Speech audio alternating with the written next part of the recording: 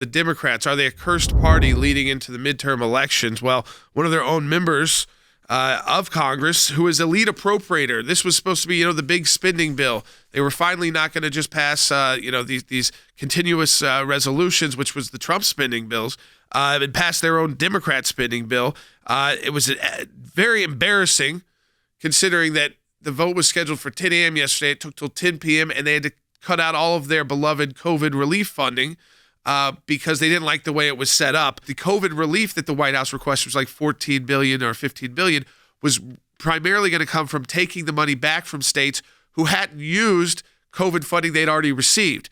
Democrat governors went crazy. Democrat members of Congress went crazy. So ultimately, we know that it was a major revolt because they actually cut spending. Nancy Pelosi herself, not happy.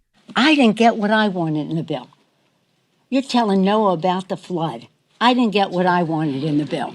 So I say to my members, yeah, that's a negotiation, and that's the way it is. And look at what is in the bill and what it does for America's working families, what it does for Ukraine, what it does, that so much needs to be done as opposed to what you don't like about the bill. Nancy Pelosi pulled the 2 a.m. move, put the bill up, but hey, we don't really need to read it. Trust us, vote for it. Didn't go that way. More than 2,700 pages long, spends $1.5 trillion, at least 400 earmarks by the latest count inside the bill, and yet members were only given those overnight hours to read the bill. But, Jordan, it wasn't Republicans in the end that caused this problem. The vote for the rule, Jordan, think about this. It was already open on the floor of the House before Speaker Pelosi realized that she had a problem inside her own party. And I'll just tell you, I told you before the broadcast, there are reports out that there were 10 or 15 Democrats that were upset with this COVID provision. Jordan, I can tell you it was more like 80. House Democrats objected to that to the point that they were going to take this bill down. So they had to keep that rule vote open for hours and hours and hours. They had to pull that COVID funding out of the bill. They had to go back to the Rules Committee, write a new bill, and put it back on the floor in two separate votes, Jordan, to finally get it through. Just absolute chaos. And Speaker Pelosi can say anything she wants, blame it on Senate Republicans. There were no Senate Republicans involved in this. Listen to Nancy Pelosi. You'll hear the word that we've got to negotiate with our Republican colleagues. You're blaming Republicans for the delay in a situation with the COVID relief, but you didn't have votes within your own party. Do you regret pushing this test out in the middle of the night? No. That's the way it is.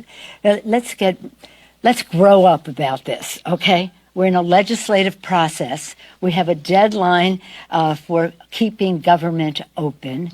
We have a lively negotiation. It has to be bipartisan.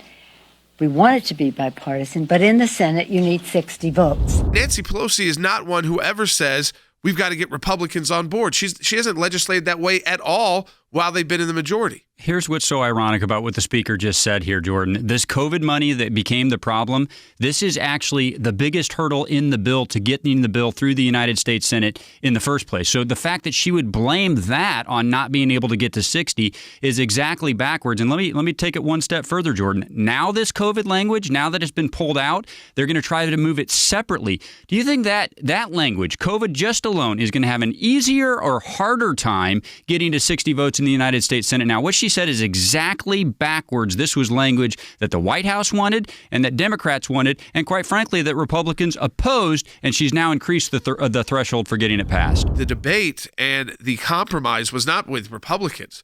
This is happening inside the Democrat Party, which just gives you insight into her slipping control and her leadership slipping control and influence. And there were only 3 seats at that table. One belonged to Speaker Pelosi, one belonged to Leader Schumer, and the other belonged to President Biden. They didn't even have seats in the room for the appropriators from their own conference. And the bites that you've been playing in this broadcast demonstrate that, Jordan. I mean, typically, the Appropriations Committee would be allowed to draft the language, and then the Speaker of that party would do everything he or she could to keep the votes together.